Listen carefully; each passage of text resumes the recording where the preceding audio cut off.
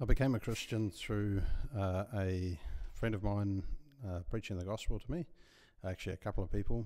We had a little mini revival among the rock climbing community that I was a part of at the time, and I was just amazed by the cross of Christ. It was incredible to me that the concept of Jesus dying for my sins, taking the punishment so that I didn't have to take it myself, and was quite blown away by that. I don't know if that's the point where I was born again or not, but I went away and read the New Testament, found an old Bible at home that was my mum's when she was growing up.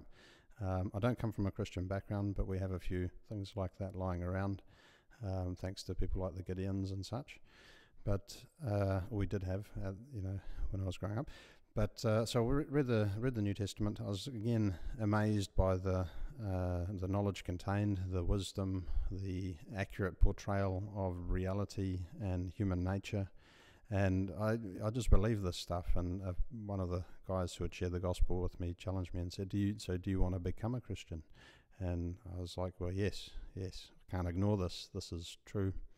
So I'm believing, and I didn't go to church initially for the first few months of my life as a Christian. I really just met with mates and sang songs together, prayed, read the Bible, and engaged random people with sort of questions and conversation. So we were pretty zealous in the early days, and we'd go for a wander down the street and stop people and say, "Do you want to talk about Jesus?" And it's amazing how many people would say yes, but we didn't necessarily have the best approach. But that was the zeal of the early days, and as I've grown as a Christian, I've become more stable, I would suggest. less of that kind of raw passion, and more of a stable, strong, burning desire to serve God and honour Him.